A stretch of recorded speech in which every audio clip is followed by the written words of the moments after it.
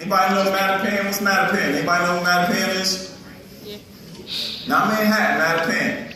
All right, so New York is made up of boroughs, right? 5 boroughs, whatever. So Boston's made up of something similar. You have Roxbury, Dorchester, Mattapan, South Boston. You have all these little... As a kid I grew up with, went to buy some weed. He drank a little bit, but drinking wasn't really his thing. Every now and then, he'd smoke a blunt, right? So he went to buy some weed, and a guy like me came at that very instant when he went to cop a little weed. Now, you live in the suburbs, right? I don't know, summers, maybe suburbs, nice community, whatever. But you still deal with a drug dealer. And I'm a bad guy. So when I choose to call upon that drug dealer, when I choose to go and get what I feel as though is mine, the last thing I'm thinking about is you all, right? I don't care where he's living. I don't care if his mom's there. I don't care if you're just harmless. Oh, I'm just coming to buy this, just please. I'm sick. Got brain disease. So Marcus goes to a little spot in Mattapan and buys some weed. At that very instant, I walk in. It's not me, but we're all the same, right? Family!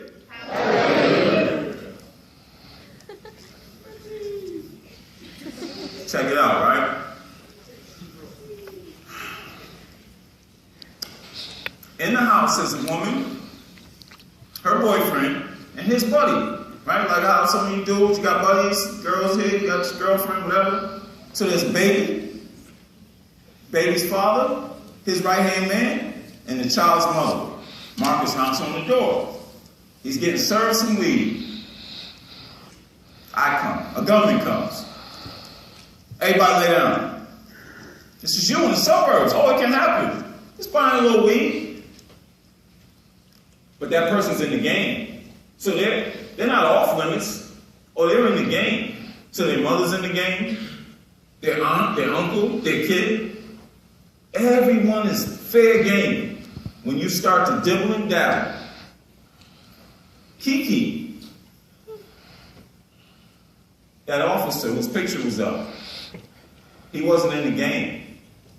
He was not to be touched. He was keeping you all safe. He was keeping that poison from being in our community. He got brutally slaughtered.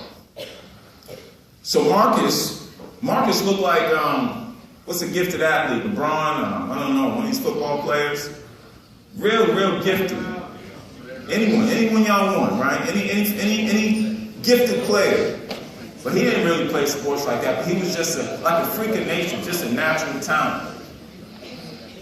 Marcus, the little baby, the baby's mother, and the 2 older men, the child's father and his boy. They were all stripped, butt naked. They were forced to go outside, and they were executed. Marcus just went to buy a bag of weed. They were all shot, execution style.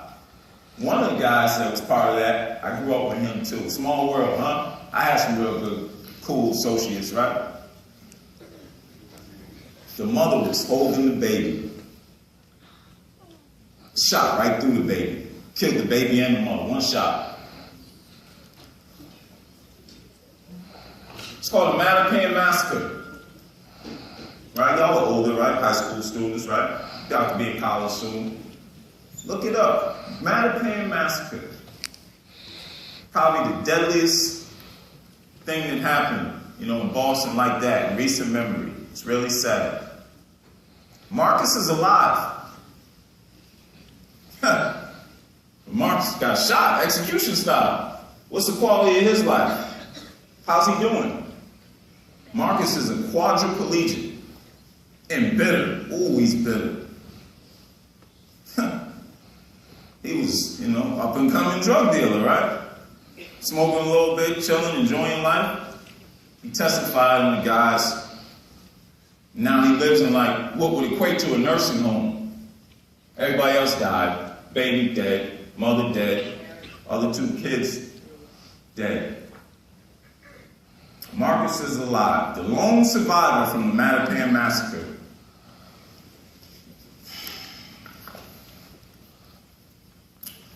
If I have an equation, I don't know who's here is good at math, I'm not. But if I have an equation, and I keep getting the wrong answer, I have like 2 plus 3 in the equation, but I keep getting 6. Change it around, put 3 plus 2. Answer 6. So what is going on here? So now I take the 2 out, I leave the 3 in, and I put like a 1 there. 1 plus 3. Family. Trying to teach y'all some math here. So check it out, right? What I did was I said, well, you know, I have a problem with drinking. I'm going to put this down. But I'm going to still smoke a little weed. So while I was in prison, for the majority of my bid, probably the first 12 years, smoked a little weed.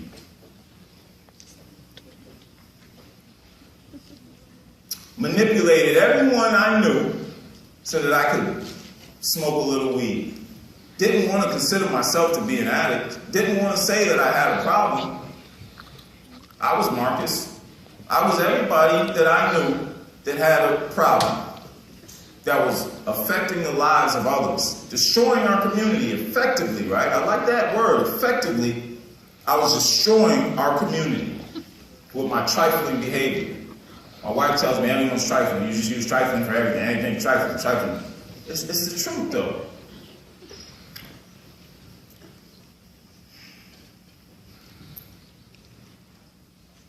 I would take one thing out of the equation, but I would leave one thing in. I was a coward. I never wanted or could possibly fathom removing everything from the equation, because if I have to remove everything from the equation, then Joseph the wrecking ball has to admit, I've got a problem. I didn't want to admit I had a problem. Mind you, I'm draining my face, right? Draining the pus out my face. That alone, right? Giving people STDs, shooting myself. I don't have a problem. I'm all right. That's all right. You can get by that. Little hurdle. Step over that. In order to properly figure out what's going on, in order to properly solve something, you have to remove everything from that equation and start over. Now, in simple math, you might actually be able to put something in that, you know, and keep something that you had, tweak this, tweak that. But in life, real matters, like real life, like lives being affected by the balance, heartbeats. Heartbeat gone, no brain activity, you're dead. You're not coming back. So when it's matters like that, you know, serious matters such as that, you have to take everything out the equation, and when you start back, you can't put anything back in. You have to start from scratch, start everything different, and it has to be pure.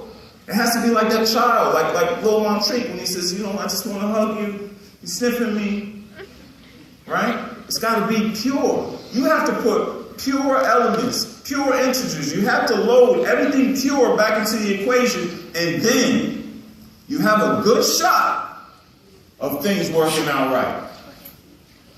You ever think about that, right? If you just do what's decent, and you have somebody say, you know what, that's a decent person, that's a decent young man, that's a decent young lady. What they're doing every day is taking the next right step. Things will start to come together in your lives. If you can't get this study down, right, this, you know, you're having trouble with this class, you're having trouble, you know, getting this down, getting that down. But if you just try, and you really, really give it your honest effort, no one's going to know if you're giving it your effort. Like if you're up here, and you're just like one ear out the other, or you're halfway listening, you know. We don't know. Everybody looks the same. But you know if you're really taking it in. If this is really something that you're like, you know what, this could be me. He's trying to really help me. These people all around us, that are putting things like this together, they're really trying to help me.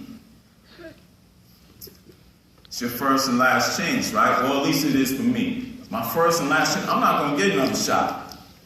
Everything I put in my equation has to be pure. I can't step outside the line and think I'm going to step back in the line. 2 speeding tickets, like a 5-month span. Haven't driven like, whoa, what, 16 years. In a Mazda, right? Zoom, zoom. It's not, it's crazy. It's one more ticket, I'm done. How am I going to get to work? Wife's not going to bring me every morning, so I'm not responsible. Brain disease. Brain disease. I'm not responsible. I have to get that. I have to police myself. I have to say, you know what? You can't do that. I have to put the things in the equation that I know that all of the decent people in our community would vote for to be in that equation. And those people don't want me speeding because I could hurt them, one of their children, I could hurt myself. I'll tell y'all about Jimmy. Jimmy's parents were educators. Teacher here, teacher there, right? Mom and dad. Good parents, raised them up good. From Western Mass. So Jimmy's playing musical chairs, but with a car. Jimmy and his friends go out drinking. Night on the town, right? College students, right? Go get hammered, go do this, go do that, Not understanding. Little brain disease has already happened. Jimmy's a good kid, though. He's not like me, no gun toting, not even smoking any bud. Just drinking a little bit. So he gets to a red light, musical chairs. Everybody get out the car, run around the car. Light turns green. Whoever's where you're at, just like musical chairs, you get into the car, you start driving. Jimmy was the driver at the red light. Jimmy was the driver at the green light. Jimmy's alive. He's actually doing quite well for himself. I met him in the joint. That's prison. Jimmy served a 5-year term for killing his best friend. His best friend played the game that night, but she wasn't driving. She was somewhere else in the car. Killed her. She's not coming back. Stiff. Drinking. So I'm telling you all about lives that are affected in the balance of a decision, of a choice.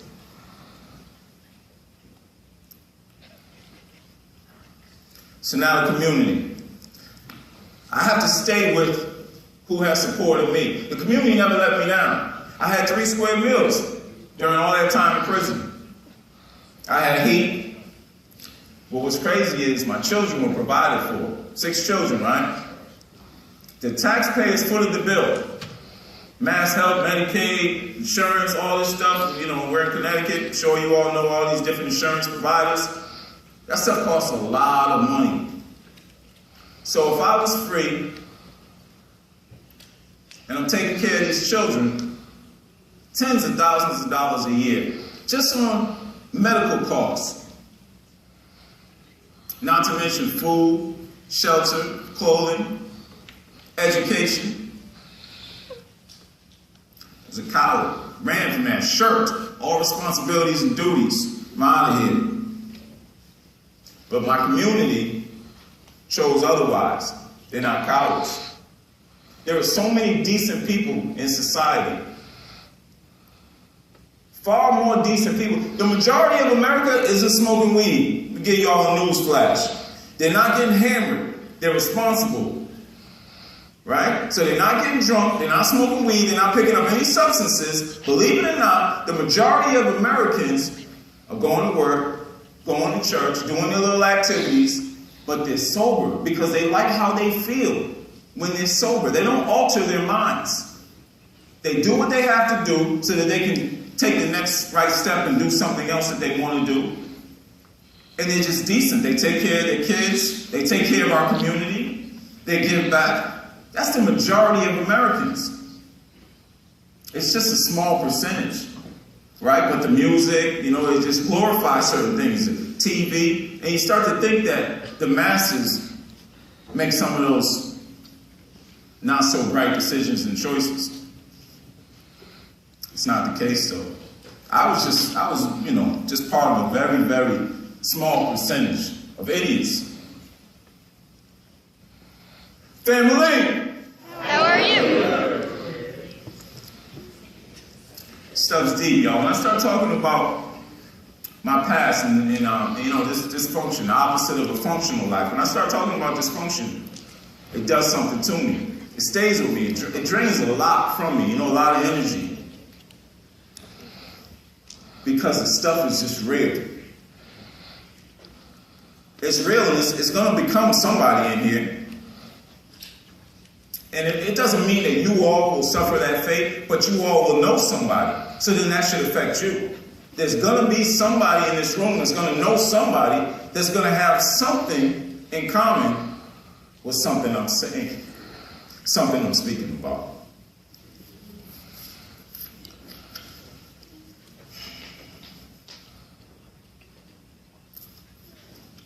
I talked to you all about listening. You can listen, you can hear, and you can listen effectively. So that's kind of like when somebody's speaking, you just know. Even if I disagree with what they're saying, even if I know what they're saying is wrong, I need to just be respectful and listen. Because these words are, you know, are valuable. And I'm talking about, you know, your teachers, your parents, just could be another peer. How many times you just walk away from a peer and not really be too concerned with them finishing their thought or their statement because you already had the answer? When you think you got things figured out, there's no humility in there. There's no being humble there. It's the opposite. All right, y'all. Flawless, right? So we already talked a little bit about self-love, self-respect. I was void of it. Didn't know it. Didn't want to know it. Thought I knew it. Oh, I love myself. No, I didn't. You don't love yourself if you're having unprotected sex. You don't love yourself if you're drinking and smoking and just not really caring about the consequences. You don't love yourself if you're shooting yourself with a bullet.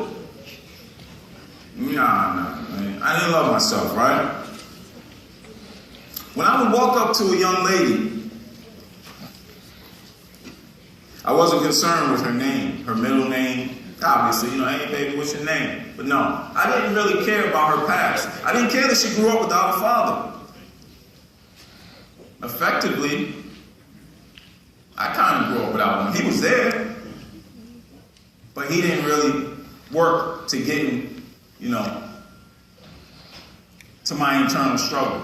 He didn't ask me what I was going through. He didn't really, you know, speak to me about that. So, you all speak to your parents, I'm sure, and they speak to you. But now, challenge yourself. Speak to them about, you know, deeper topics. Things that maybe you just talk to your best friend about. Maybe you'll find that some people have some things to speak to you about that you didn't know. You have a little more in common than you once thought. So nowadays, and even before, our young ladies, they struggle with self-respect, self-love. And our young men, they're not really doing too well themselves. The pants sagging, the language, right? Little smart comments, right?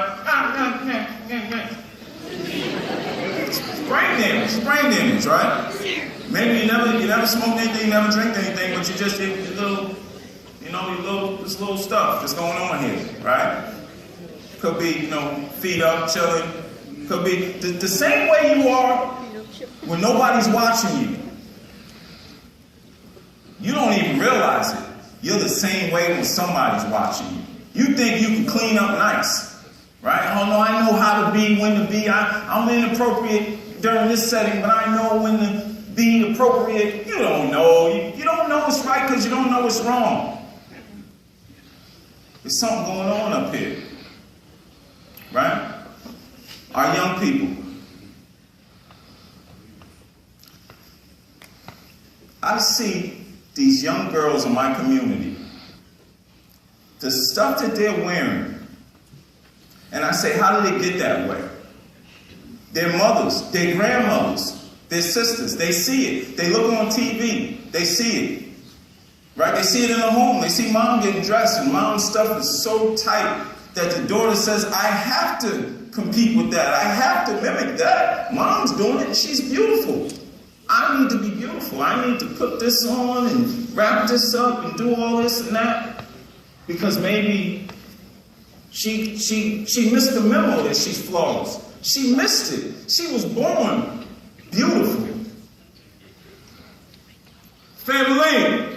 How are you? I need y'all to realize you're beautiful.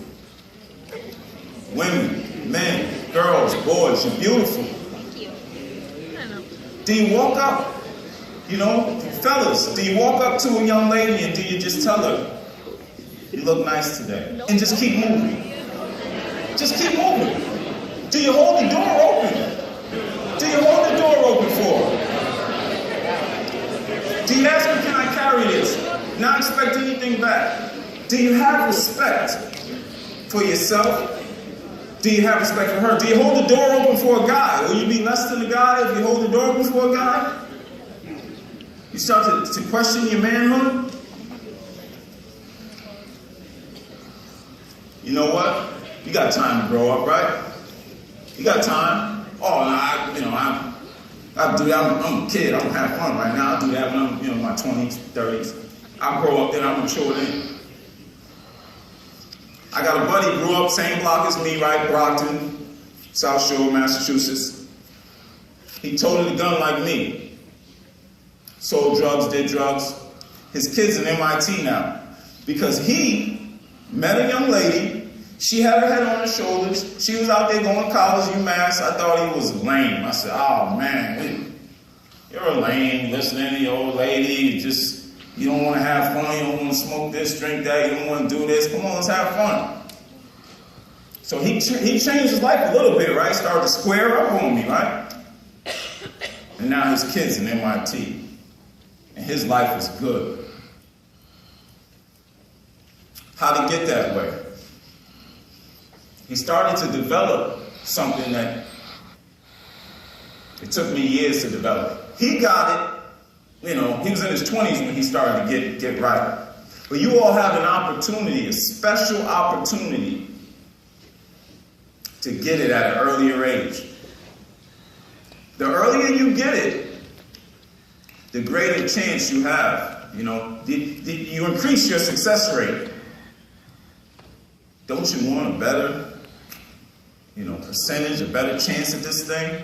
Right? 1 out of 11, take a little sip, you're going to be an alcoholic. So you can probably put some kind of similar odds to if I'm making some choices and decisions right now that aren't too bright. Actually disastrous, but I don't know it yet because I'm not dying right now. I'm not squeezing pus out my face. I don't have any STDs last I checked. Right? So you don't see yourself down the road as being that way.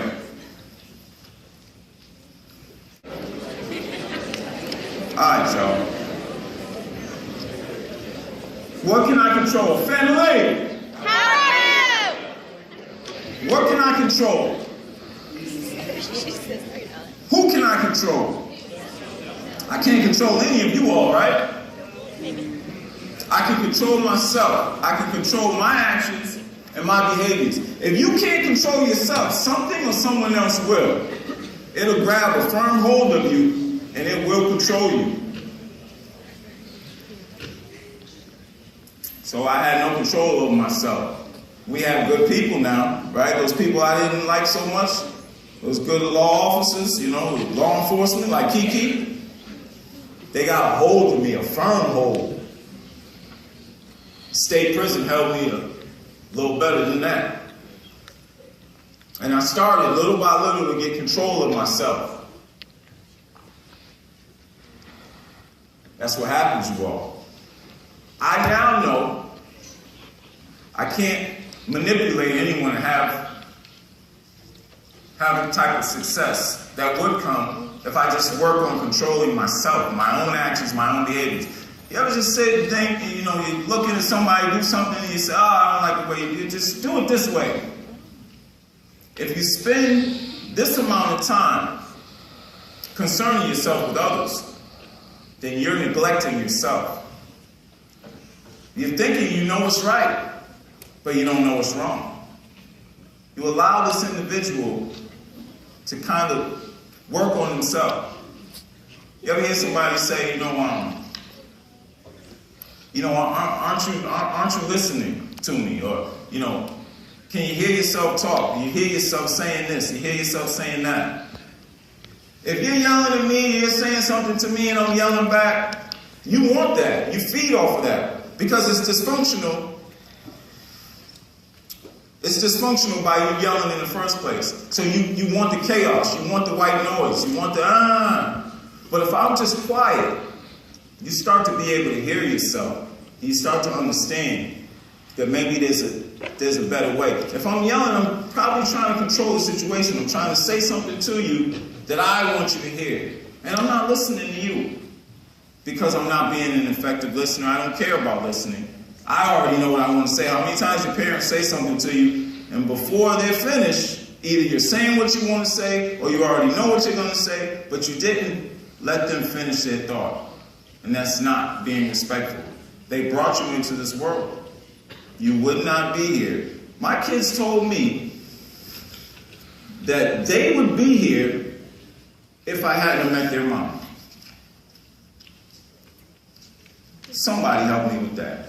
If I hadn't met their mom, they would still be alive. Because another guy would have met their mom and created them.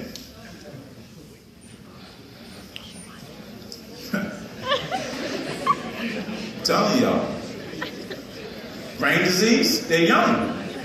They have my DNA flowing through them, right? Some people say it's hereditary. It's just the way, it's the way our young people think, right? Selfish, instant gratification. I want what I want. Why can't you just do? I don't understand why you're this way, why you're that way.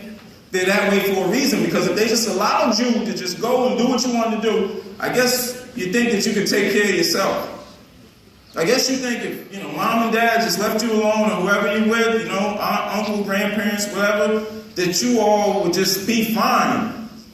Oh no, the money stops, they leave you alone. The money stops, poor stops, food stops, utilities. You're homeless, but you'll be all right though, right? No, actually, life could be a lot worse right now. So I started to realize what it meant to be grateful, that I needed to work on humility for the rest of my life, and that I needed to start to listen to what other people had to say about me, because eventually they would, let others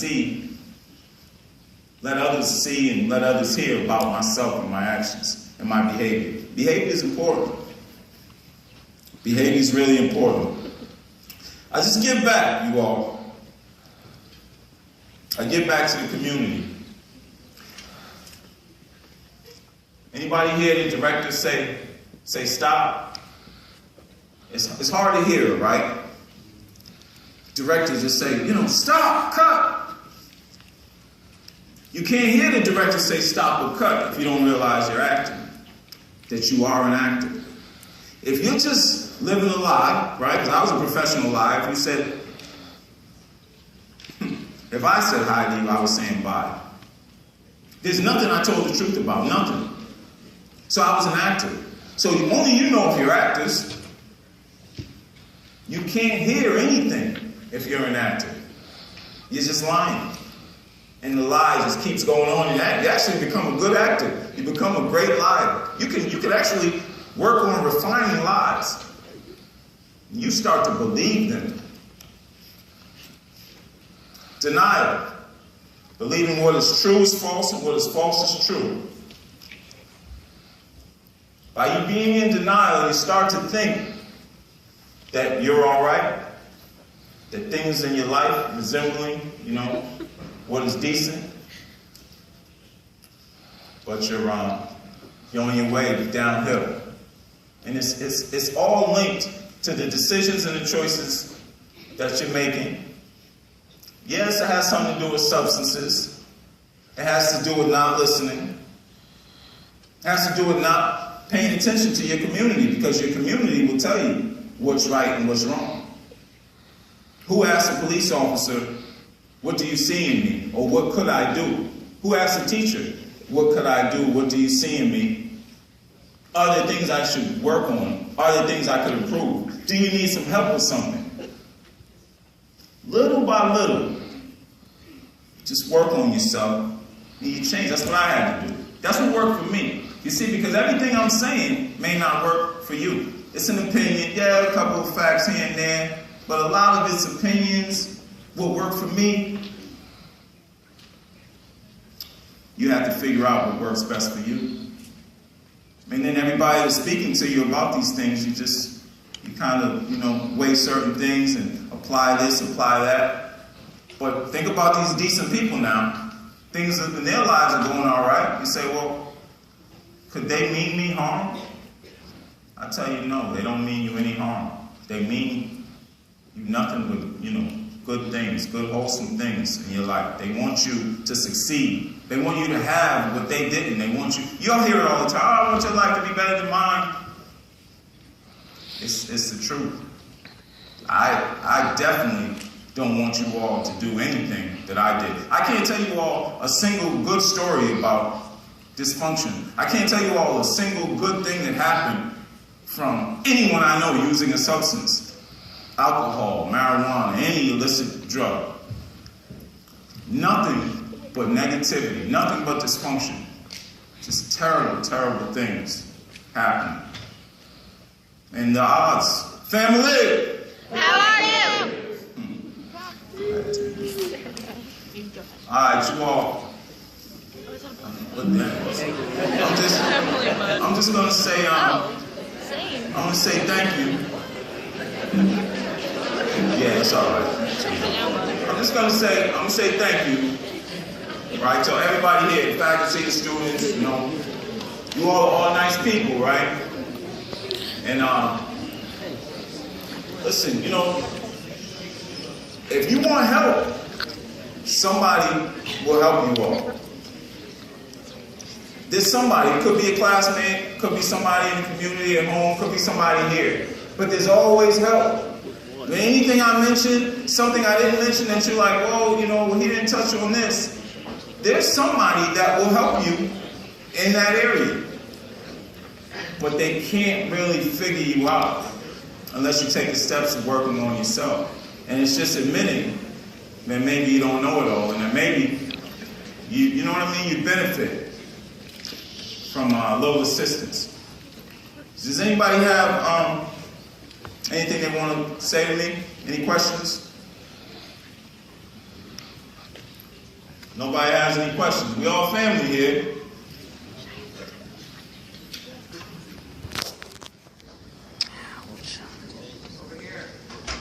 Where you at? Speak up. We family now. You ain't got to raise your hand. You family. Speak up. I met my wife, Crystal. I met her while I was in prison. My sister, I'm not going to say anything bad about her. We're taking this. But let's just say this now, y'all. Seriously now. My sister made some choices and decisions that aren't, like us all, like me, weren't so bright. So she's dealing with it right now. And she introduced me to my wife, being long story short with that. She introduced me to her while I was in prison. She happened to meet my wife. My wife saved my life, really, because I was still thinking I was slick. Nah. When you're thinking something, you all, especially when you're like myself, and there's something going on up here, you're using substances, brain disease, when you're thinking some kind of way, it's probably not the case, So I thought I was slick and I wasn't. And she helped me, and it's not always so great, but it's always perfect. So I don't always like everything, but I love everything. That's important. I get up and go to work at 3:30 in the morning, you all. I work in a steel shop. I work 10-hour days, fabricating steel, drilling holes in it, bending it. Things that I've seen, my buddy got his finger caught recently. I see some crazy things. But why is this happening? The decisions I made when I was your age. The decision to drink a little bit, smoke a little bit. So now my life doesn't exactly resemble what I would have liked for it to resemble, right? My buddy's kid, he goes to MIT. But I have a good life now because I'm sober. And I'm active in the community. The community will speak to other people I know, and they will just speak about my character, speak about what I'm doing. And it's not enough of that. But if I go and I speak to somebody about how they could do a little bit more, it's like I'm being disrespectful towards them. For me to, kind of suggest or imply that they could do a little bit more. Because everybody's like, look, man, you do you, I'm doing me. I'm good. So, who can I control? That's it. I can only control myself. And sometimes I struggle with that. I'm very imperfect. But I work on it. And I realize I have issues. I have, struggles. I have problems. So I just take the next right step. Thank you, you all.